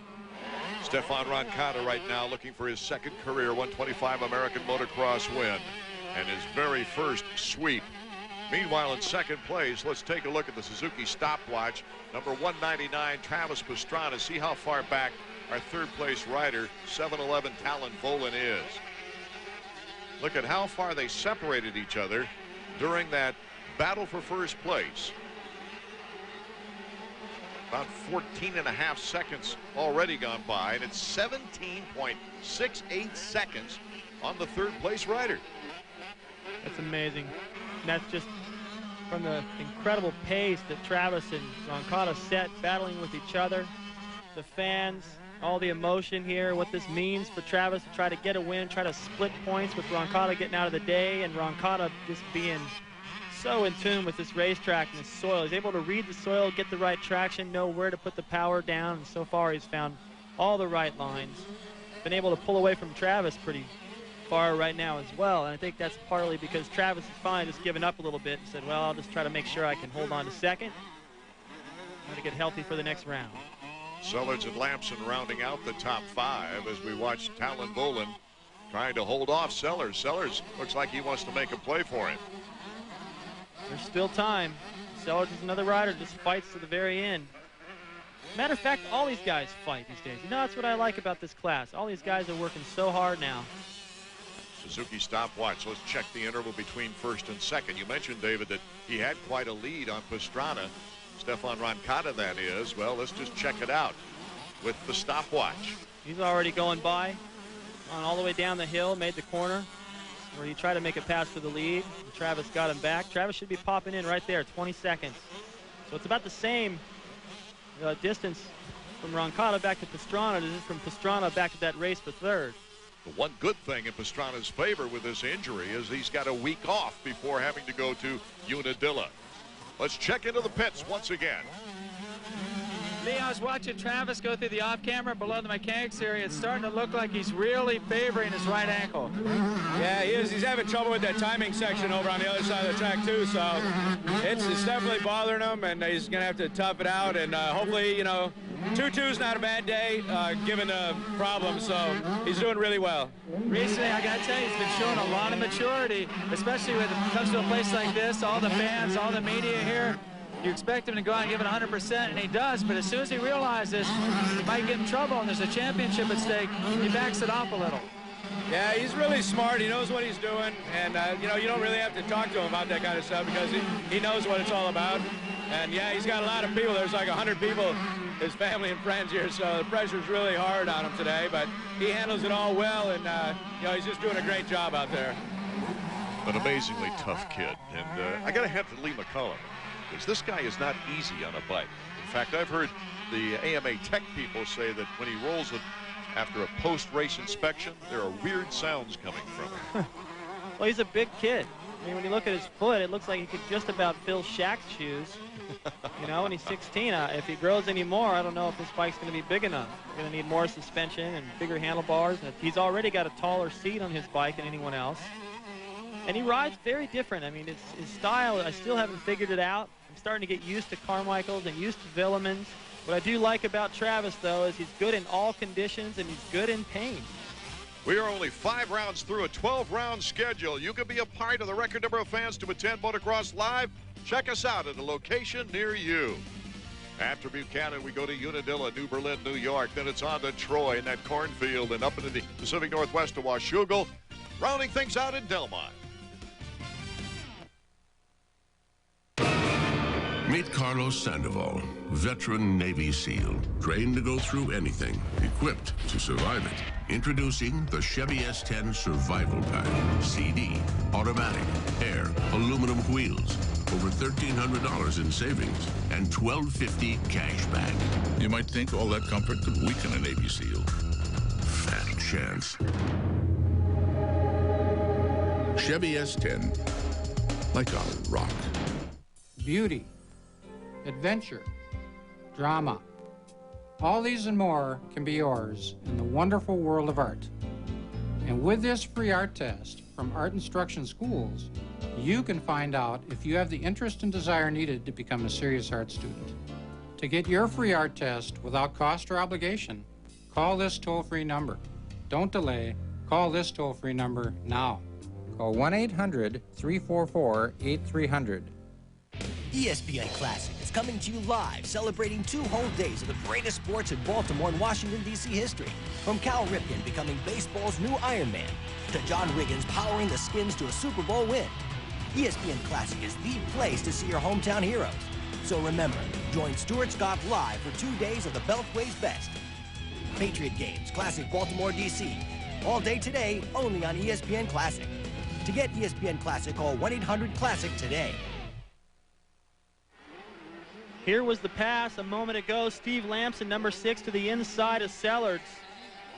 Steals 4th place. So that moves Lamson up 1 position from his first moto finish in 5th. After going down while leading. Not the kind of day he would like, but salvaging some points. On his way to becoming a 2-time winner here in the 125 action, Stefan Roncada on his final lap. A couple more tricks there, a no-footer. Making a celebration out of that last lap. Look at the way he squared that corner. He's not even really in a hurry. Jumps down into that hill over a break and bump. He's just having fun on this racetrack. Everything just seems to agree with him today.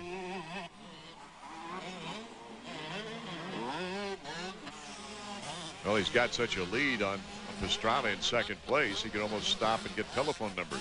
Just about got out of shape through the whoop section there. Another little no-hander. He's having fun with the crowd. Trying to make it a little bit more exciting since he made it fairly boring pulling away like that. He's going to be happy with this first sweep of his career and the points lead. Takes a wheelie up the hill as he sees the checkers. This is his 4th moto win out of 10 motos this year. Moto 2 results: Roncada, Pastrana, and Volan the top 3, with Lamson and Sellards rounding out the top 5. Casey Johnson and Nick Way, Paul Curry, Roderick Tane, and Travis Preston rounding out the top 10. Let's go to Davey now. Well, Travis, I know you would have loved to have come here to Budds Creek and won in front of your hometown crowd and everything, but Roncada was on fire. Man, I can't say enough about how fast Roncada was going. It was unbelievable pace. You know, I tried my best. We had a fun little battle for a couple laps, but man, then he just yanked me. But it wasn't the bike. My RM Suzuki is just flying. I mean, it's really, really fast. I got out to 2 great starts.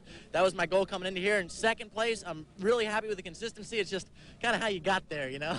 Well, I got to tell you, that newfound maturity, riding like that, thinking about 2nd place being okay in an event like this. I know your ankle's hurt. You have a million people here watching you. It shows that you're thinking long run. Well, thanks. Trust me, if I could have gone for the win, I would have gone for the win. But, no, I mean, definitely settled in the first couple laps, first moto. I saw Roncada coming up, and I was like, whoa, he's coming pretty quick. I got by Fonseca. But, you know, just trying to take the first couple laps slow so I don't crash myself out. Roncada's the new points leader, but the good news is that you've actually narrowed down the distance between yourself and first place, with Lamson finishing behind you in both motos. Yeah, I couldn't ask for anything better. You know, it's a long series. Home track, home fans, would have been great to win, but with 2 seconds, I'm really happy. Roncada's 2nd win of the season, and Pastrana ends up in the overall at 2-2 in 2nd place, with Brock Sellards hitting the podium. His finest finish, as is Paul Curry's 6th place finish, his best of the year. The crash taking Ernesto Fonseca in that 2nd moto down to an 8th overall. Let's go to David. Well, Stefan, that's got to be your most dominating performance as a motocrosser here in America. Your first 1-1 score, your second overall win of your career, and maybe even the points lead. Yeah, you know, I got the points lead on this one. It felt great out there, you know, to go 1-1. I had two pretty good starts today. I was very happy about that. My Yamaha Ultra is pulling really, really hard. And I'm just very happy, you know, to beat Travis here today on this track. It's just awesome for me because he's a great rider and you got to watch for him. So I'm really happy I beat him today. It was a dynamic track. Sometimes it was raining, sometimes it was dry. What was going through your mind out there? Well, at the start, I was like, oh no, not a major race again. It started raining pretty bad. I was like, not that, please. And the rain stopped. The track was awesome. They didn't even have to water it. And you know, the track was great today. I had great racing. My Yamaha Ultra was running great, and it was just a good day. It was a fun day. How do you feel about the rest of the season now that you're in the points lead? I feel awesome. You know, the upcoming tracks are great. You know, they're really awesome track. I ride really well on them. So, you know, I'm gonna keep training as hard as I am and hopefully win more races like that because it feels good to put my Yamaha on the podium in the first place. Taking a look at the Suzuki points standing, Stefan Roncada retaking the points lead now with a 15-point advantage on Lamson. He came in 1 point behind. Pastrana, second place overall, second consecutive podium, moves him 5 points from Lamson. Volan only 4 points in back of Pastrana. Time for our Suzuki trivia question. Which Suzuki rider won the World Championship in '82 and a 500? The answer coming up.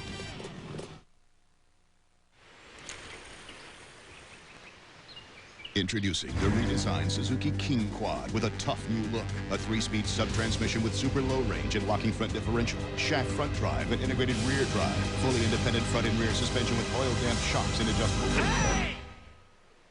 Fishing here. A little quiet. Do you mind? Just one of the redesigned Quad Runner ATVs from Suzuki. Discover the amazing training secrets of America's finest baseball school in an exciting instructional video.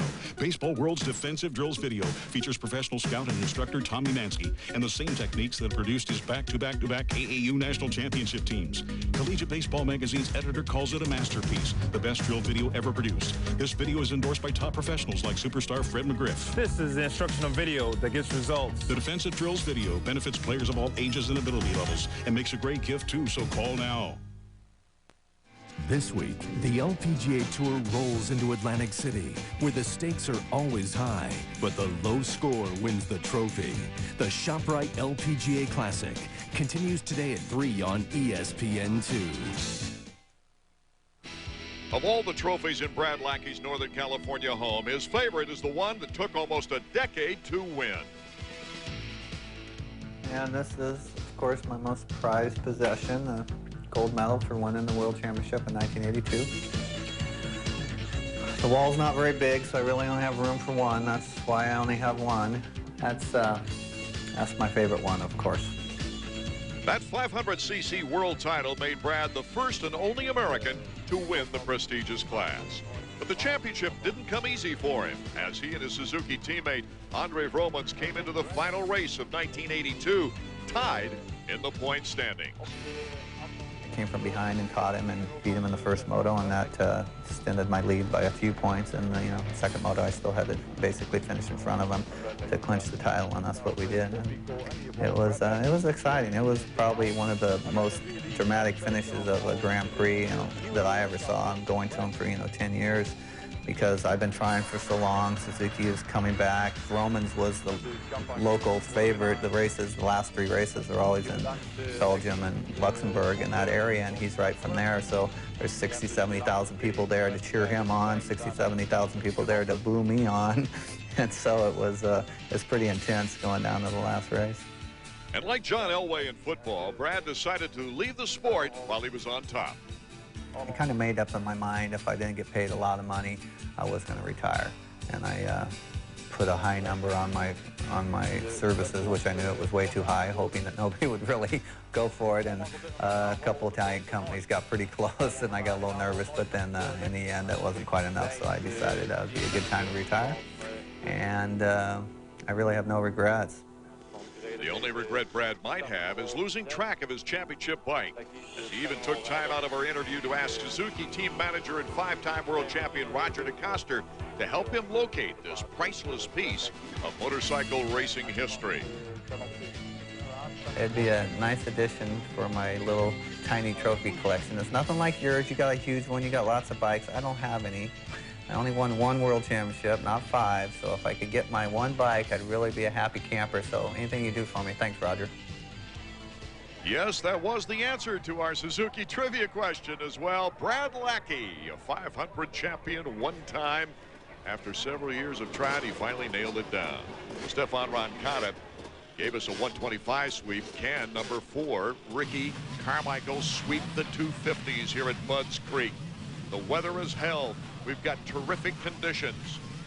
And Kevin Windham, who started on the inside in the first moto, is on the opposite end of the gate for Moto 2. Right next to his teammate Tortelli. They're off and running, the second moto underway here at Budds Creek. And look at that, number 14, Kevin Windham, again the hole shot. He just made a straightaway out of it. That was beautiful. Doesn't matter where he lines up. Let's see if he can hold on to things now, as Kevin Windham is our leader, David. That was amazing. He got off that cement perfect. He beat his teammate out. That's what he had to do, get his elbow underneath his teammate, get around him, and he could just control that first corner. But this time, Villeman has a much better shot. And a bobble there by Windham. Villeman in very close proximity now, looking for opportunity to make the pass. Villeman after a real tough time of it in that first moto. Those guys went through that whoop section so fast. I don't even know if they realized how fast they got through. They made a straightaway out of that as well. Villeman didn't even look like he let off. Thought he had the pass made, but Kevin got through there just as quick. And look at the distance they already opened up on third. Windham and Villeman pulling away from the pack now as they battle. Such a great 1-2 battle in the second moto of the 125s. Can we match it here with Team Yamaha's David Villeman and Team Honda's Kevin Windham? I believe so. Both these guys have a little something to prove. You got Kevin, who went down while leading that first moto. I have a feeling he was ready to check out. Villeman, now he knows who he is and where he is after that first moto when he went down the first corner and smacked his head. This time he wants to really try to get some points back. After that first moto at Southwick, losing his clutch, he can't afford to drop more points, and he dropped a lot in that first moto, so he's got to get hot now. Windham, last year's winner here at Budds Creek under more damp conditions than we have here. One of his 4 career wins. Boy, a win would really help his cause right now because he's been tremendously successful and consistent this year. And he better get with it now because it looked like Carmichael just got around his teammate Dowd in that last shot. You're absolutely correct, David. RC has moved into third, and he'll pick it up a notch. Windham, Villeman, Carmichael, Dowd, and Tortelli. Looked like Ferry had a pretty good start up in there as well. This has been Tim Ferry's finest overall so far. And there's Greg Albertine, the defending champion, who had a good first moto. He's in contact with that lead group.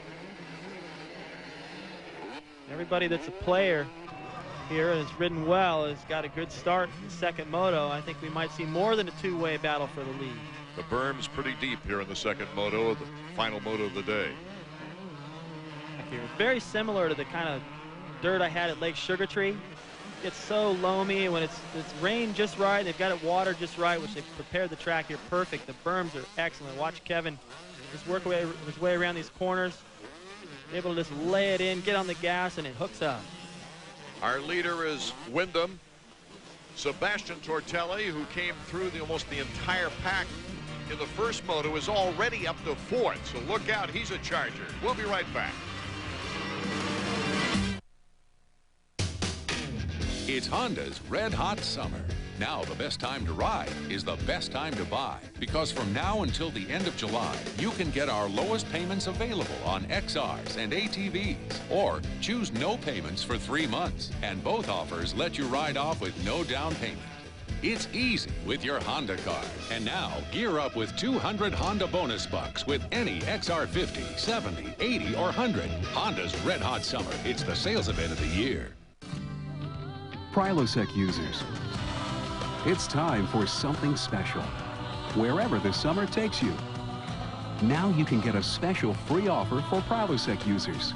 Get the latest updates on acid reflux and new healthy recipes, all in our exclusive free newsletter. refill your Prilosec prescription and be eligible for $10 savings on non-prescription items at your pharmacy. Call 1-888-703-3422 right now.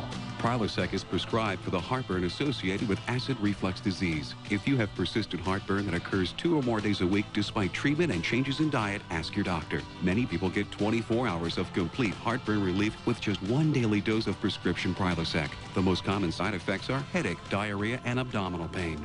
So call now for your free newsletter and $10 savings. 1-888-703-3422.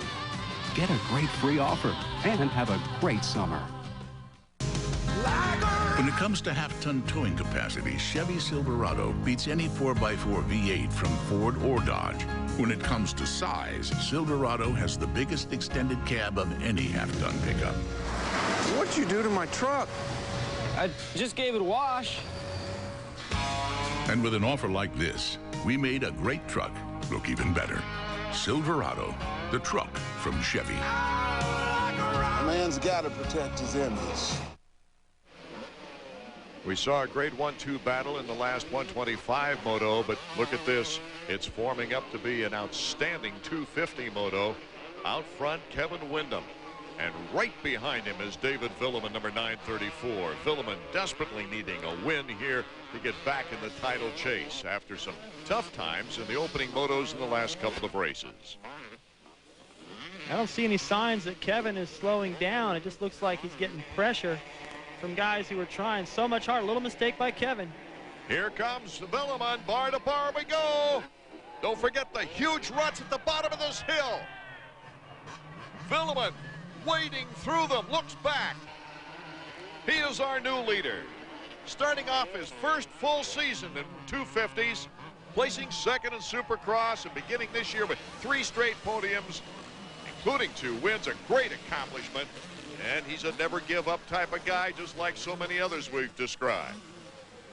This is where he feels like he belongs out front. He's definitely got the speed to do it, but boy, after that first moto in Southwick, losing his clutch, no points, and then the first moto here going down to the first corner, probably had to be wondering a little bit what happened. Kevin comes up a little bit short on this plateau. Watch, he touches the top, goes back up in the air while Villeman is driving power to the ground.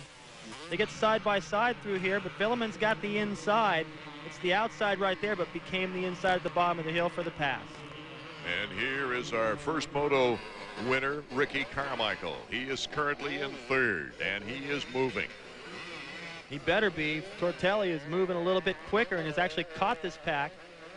Tortelli could push this into a 4-way battle in a matter of like a lap and a half. They are going that much faster. Sebastian Tortelli, number 21.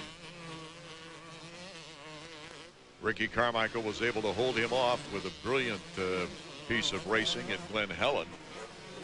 Remember that Tortelli just tried everything possible that he knew of in the book of racing to get by RC, and RC just never cracked. I think that's what Tortelli was counting on. He was surprised by the fitness of Ricky to go the distance, and they're going to get into it here again. Chad Watts is RC's mechanic, and Davey Coombs is with him now in the mechanics area. Chad, how'd Ricky feel between motos? Did he seem winded at all, or did he seem like he was raring to go? Yeah, he seemed actually all right. Didn't seem that dehydrated or tired. Yeah, just kind of relaxed and ate a sandwich and waited for the next moto. This time he had to line up on the far inside as compared to the outside. It's like he and Windham switched positions, but both times you got to give Windham credit. He got the jump. Yeah, Kevin's a really excellent starter, and Ricky decided to go inside that time because the inside line was good, but I think he might have got bumped on the start. No excuses. Overall, Kevin's a really good starter. You think that Ricky will lay back and watch that Villeman Windham battle for a little while, or is he going to jump up and join it? There ain't time. Tortelli's right on his rear wheel. So we got a great battle for first place with Villeman and Windham, and a super battle here for 3rd with Ricky Carmichael and Sebastian Tortelli. Well, Carmichael, like I said in the first moto, he always feels like he's out there, wants to smoke these guys. He always feels like he's got something to prove. He's got so much fire in him. He wants to win this moto. You know he's not going to give up. He's going to try. He's going to take chances if he has to, and Tortelli's back there, maybe the faster of all these 4 guys. I have a feeling this is going to get good.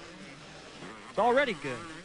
Carmichael, since Mount Morris and that 12-12 for an 11th overall, has felt that, hey, I've got to win races. I've got to win motos. I can't sit back and just be consistent because I've got some catching up to do. And Ricky Carmichael certainly is riding that way. These guys are going so fast. Just when they come through that whoop section, it looked like earlier in the day they were timing through there, trying to find a rhythm. Now they're just pegged through there. They don't even care if there's a rhythm. They're just wide open. This track, too, has such great elevation changes and speed going downhill, and you have to brake just the right way. We'll be right back with more action.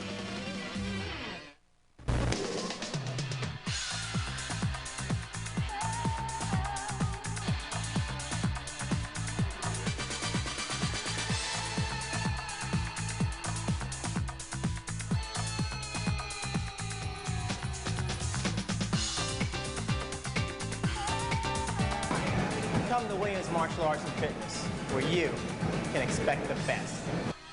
Call Williams Martial Arts and Fitness Center at 858-3800. Free information. The information includes forms to assure confidentiality, a form to record and date your idea, plus an informative brochure that explains how to submit your idea to companies through ISC's data bank and how to apply for a patent. Even if you only have an idea for improving an existing product, you'll want to call now for ISC's free information. For your inventor's information, call toll-free 1-800-652-0101. That's 1-800-652-0101. Tonight on ESPN at 8, the Women's Gold Cup semifinal. At 10, Baseball Tonight, and at 11, Sports Center. On ESPN2 at 6:30, kart pole qualifying. At 9, sumo wrestling. And at 10, it's Major League Soccer action. LA visits Dallas. And on ESPN Classic at 9, a miracle comeback in '88. And at 11, another Duke buzzer beater in the 1990 East Regional Final. Do you have all the ESPN networks? We're back at Budds Creek, where a Frenchman just won the 125. A Frenchman is now leading the 250, and here's a Frenchman that's picking up the caboose of the freight train to the contenders. It's unbelievable what's going on with France. The guys that are coming out of there, how much dedication they have. They come over here, they give up everything, they learn our language, and they're kicking our tails. Carmichael to the inside, and oh, Ricky Carmichael moves up a notch. What a move by Ricky through that gnarly-looking section. He didn't care how deep the berm was, as long as it was good enough for the pass. And Tortelli's right there. Look at this battle. And while these guys are battling, and let me add, I cannot believe how fast and how hard these guys are charging. Villeman is pulling away. There he just went by the other way into the off-camber. Villeman in first place. Ricky Carmichael now trying to catch him as Wyndham and Tortelli go at it. Tortelli makes a clean pass on his Team Honda teammate. It didn't seem like there was any room there, but that has been the favorite spot of Tortelli to get by all these guys. And anticipating the rain, see that green on the top of Tortelli's helmet? That's a sponge. Remember those guys were doing that at Mount Morris in the mud. If it would have rained here, that would keep the mud from sticking to the top of his helmet and weighing his head down. Ricky Carmichael does have plenty of time, though, to catch our leader. There's Villeman just going by the other way. These guys, he knows they're coming. And as soon as he saw Carmichael get into second, you know he's going to try to pick it up. Here's Ricky going to the inside. See, Kevin out here has got to follow this berm around. Now, that's fine as long as you don't have Ricky breathing down your neck, but Kevin's got about 25 or 30 more feet of racetrack. Then here, watch the line. Tortelli's able to square this corner. That means he's going to be able to cut back to the inside more than Kevin. Kevin's committed to drifting wide right there. Tortelli drops down to the inside. The front end washes out a little bit. He muscles his way out of it, makes the pass. So Carmichael, who went through such frustration in converting to the 250 during a Supercross season, picking up his third 125 crown last year, and now is really showing that this 250 bike is his and he can handle it. I'll tell you what, Art, I'm really impressed with the way Ricky can ride outdoors, and if he can make this jump to the 250 and grab this title, he can pick up that same status that McGrath has indoors. Just be the dominant guy outdoors, have all the intimidation, and scare these guys, have them racing for second. As we see Tim Ferry leading a freight train of big names, I got to bring up the point that McGrath has won here twice. And people tend to forget he has 15 national outdoor victories. Well, yeah, I think a lot of people forget. I have at times, and I think it's because of the fact that his success indoors is so ridiculous. It's easy to overlook what's going on with his record outdoors. I mean, 70 Supercross wins pretty much overshadows the 15 outdoors. There we see Albertine, and there's Larocco, number 5. But the guy who took 5th place in the first moto, Tim Ferry, is currently holding that position down in front of John Dowd. Albertine just monorailed that berm back there, made up a little time on these guys. LaRocco's just looking for an opportunity. And the fact that Albertine was able to get around that berm at the bottom of the hill so fast, he was able to make that pass at the top. Well, this is good competition back in the pack, but let me tell you, David Villeman here, number 934, is going to have some great competition. Right there, Ricky Carmichael. He has reeled him in. What a performance by Carmichael. Now, can he get close enough to intimidate and put pressure on him? Let's go down to Davey in the pit area. Brian, it's starting to look like Ricky's got a hook into David. Do you think David can fight him off? You know, I don't know. It's looking like David might be slowing down just a little bit, making a few mistakes on the backside of the track. I hope he can pick it back up. That headache may be coming into play. I don't know. We'll have to see how it goes. I noticed this time around, right before the mechanics area, David looked over his shoulder and saw Carmichael use that inside line that he used to pass Wyndham. Do you think David's going to move over this time? You know, I don't know. He's got that outside line pretty good. I don't think he's losing any time to anybody right there. We'll just have to wait and see. Well, after getting word of the concussion that David Villeman suffered in the first moto, I'm surprised he's even out there, David. Well, this is part of the race where everything's pumping, the adrenaline, the blood, and you got the throbbing going on. He may have a little bit of a problem with trying to focus right now, and who wouldn't? Look at the pressure he has. He gets a big swap right there, and it forces him to the outside berm. I don't think he wanted that one. Boy, look at Tortelli, too. Tortelli hounding Ricky Carmichael. This could be a bang, bang, bang finish. Hold on.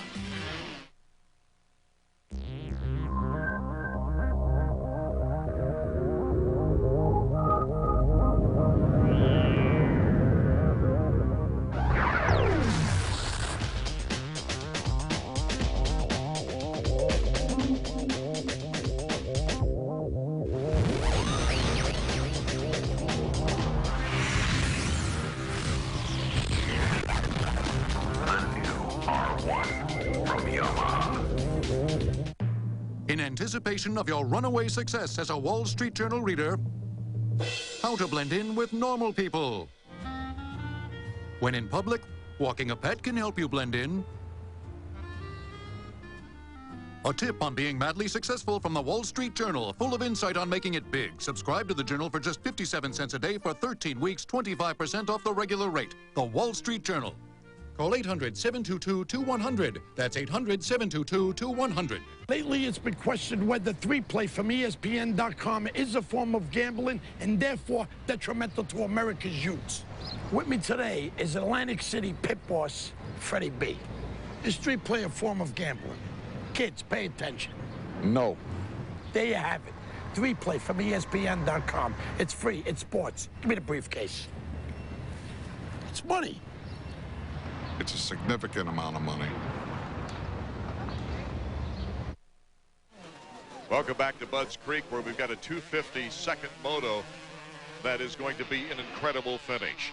David Villeman currently leads, but look at Ricky Carmichael. Number 4 is right on his tail, and then Sebastian Tortelli is not that far away. Here comes Ricky Carmichael. They're going to go bar to bar. Up the hill we go. Can Carmichael get the angle? No. David Villeman shuts the door, but Ricky goes to the outside. Here comes Carmichael. Carmichael takes the lead. Incredible. Look out for Tortelli, though.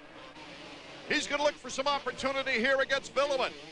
That was so smart by Carmichael. I didn't think he was going to be able to get around, and Villeman was trying to guess what he should do right there, and Carmichael picked the perfect line. Carmichael trying to pull away as Villeman tries to hold off Tortelli for second place. Oh, Tortelli around that corner on the outside, carried a wheelie through the corner and all the way down the straightaway. Power to the ground. These guys are giving it everything. In and out of the shadows now. Here comes Tortelli. Tortelli looking for second place. Oh, what a great afternoon for Tortelli, despite having his problems with a first turn crash in the first moto, coming all the way back. Tortelli getting a little bobbled there down in the horseshoe. Tortelli's so focused and so motivated to catch Carmichael. Even his foot coming off the peg right there didn't knock him off center. The crowd going bananas, as you can see. They love their Pastrana, but they are great motocross fans here at Budds Creek, and this is a record crowd. It's the biggest crowd they've ever had. Look at Tortelli right here trying to make his move on Willem, and he jumps way into the corner, lands. He's going to square it down there in the shadows. Imagine how hard it is to see your line right there. Tortelli cuts it sharp. He's able to get the power back down to the ground once they went over that next plateau a little sooner and able to make the pass on Willem. I wouldn't be surprised if Tortelli now just doesn't do the same thing to Carmichael with the speed that he's been able to garner. Well, if this were the first race of the season, then I think Tortelli could be a little bit smart. But he already knows that if he doesn't put enough pressure on Carmichael like he did at the first round, Carmichael can hang on and not make a mistake. Here, he's really got to push him. Greg Albertine in 7th. He's behind Mike LaRocco with his teammate Robbie Raynard behind him. A more than slight difference in intensity here from what we are used to seeing out front with Tortelli and Carmichael going at it. Now when leaders come by, I mean, it's not that these guys are going slow, but you can see the difference. You know, they kind of coast from berm to berm where the other guys are just leaning forward, charging, just trying to twist the throttle right off the handlebar. The Japanese rider Akira Narita is currently up for top privateer honors. He had an 11th place finish in the first moto, and he's sitting in 11th now. But he is the top privateer as we go back to the battle. Carmichael, Tortelli. Ricky Carmichael is really feeling it now. There's Tortelli's move in the shadows. Carmichael comes right back. Back and forth we go. Here comes Tortelli. Oh, my goodness. Bar to bar we go down the hill. Tortelli takes the lead. That was a great move. Great setup. Just sheer strength. He came into the corner so hot, slammed on the brakes, and just, it was like a tractor. He just moved the dirt around. And it still wasn't enough. He had to go up and use a little bit of finesse to get around Ricky at the top. So Ricky Carmichael with the 2nd place finish could still take the overall. But Tortelli would have such a psychological advantage in the points race. Well, watch right here. Carmichael had already whipped his back end over in front of Tortelli, probably just to mess with him a little bit. Tortelli had the inside. Carmichael tried to cover. It was too late, so he cuts back on him right there. But Tortelli answers perfect. It's a good drive right there. They go off the plateau side by side, but Tortelli had the better line. I don't think Ricky's going to let Tortelli get away now. He's a fighter. Now he's the one that can put all the pressure on Tortelli down the stretch. Lapped riders could play a role. As we go back to a non-battle in 5th right there with Tim Ferry and Mike LaRocco. So far, they're staying pretty orderly as we saw them before. Kind of a tough day for LaRocco. Not a good start, of course, in that first moto. We saw him just getting going late after he got tangled in that pile-up, working his way up to 9th. It's been a tough season for The Rock. Not counting Supercross, of course, when he came through brilliantly. Tortelli's our leader. We'll be back. Meet Martin Licious, Storm Chaser. Some head for the basement. He heads for a Chevy S10. It's got advantages over Ford Ranger, like better fuel economy, a bigger bed, and standard four-wheel anti-lock brakes on every model. Because if you want to outrun Mother Nature, you need every advantage you can get. Chevy S10, like a rock. Our 1999 season started in color, but it ended in black and white.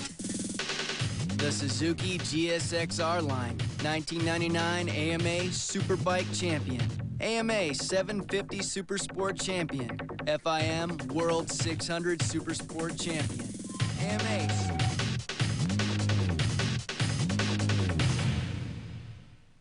Soccer fans, get ready for great MLS action. When you order MLS ESPN Shootout, you'll get up to 100 matches you can't see anywhere else. So bring the action home. Order now. Call your cable company, DirecTV, or Dish Network.